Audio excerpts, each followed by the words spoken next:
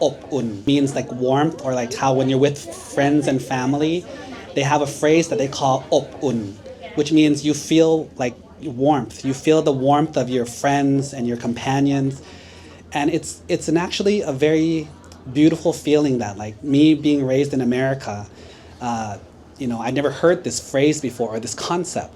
But in Thailand, they would always have this concept where like, why do you want to go home? It feels warm at home.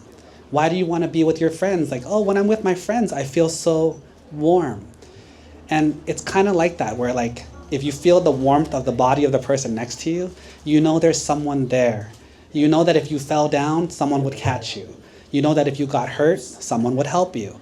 You know that if something happened, you wouldn't be alone. And that's one of the biggest tenets of Buddhism, is because we understand that in this world, we're not alone. We understand that everyone in this world ages, we get sick, we have pain, and we have problems. And of course, eventually we all die. We're all suffering through this world together. So should we make the world a warmer place, a place where we can be together, help each other, support each other? Or should we take the time to be angry and frustrated and jealous and selfish? It really is our choice. And that's the concept of karma. Whatever choices you make has an effect, a ripple effect on your life and the life of the people around you. And then their choices has a ripple effect on your life. And so it's very important that we take this seriously. Be the change that you want to see. If you want to see a better world, create that better world starting from your room, your house, your neighborhood, your family. Make it so that you're not a troublemaker. Make it so that you're someone who's more agreeable. Just look at the evidence of how wonderful that is.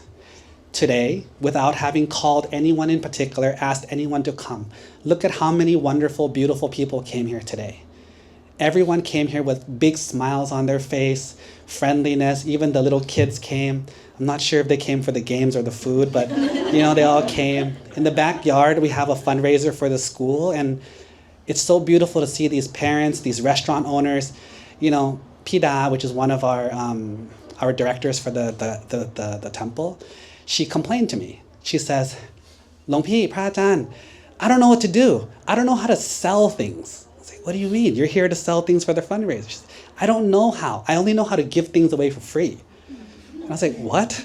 She says, "Well, I make it. I love it. It's delicious. I give it away and they smile. It's awesome. But when I have to put a price on it, and then I have to charge people a price for this, I'm very confused. I feel uncomfortable."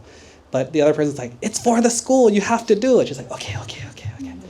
But that's a beautiful spirit. You see how when I said that, you guys all had a good reaction?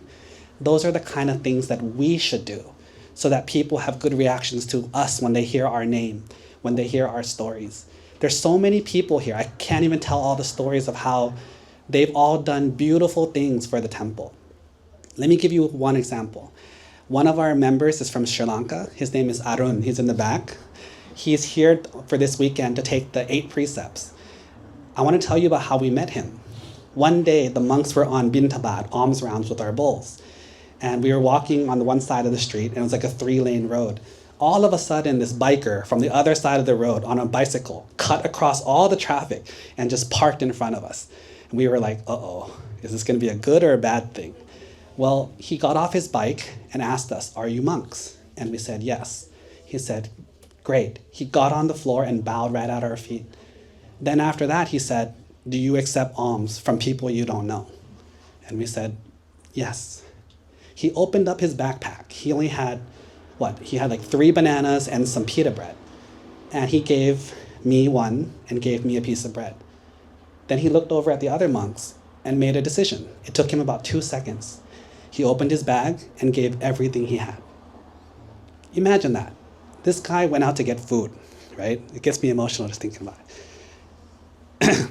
This guy went out to get food, and he saw monks, and his first feeling was, "I want to give it all."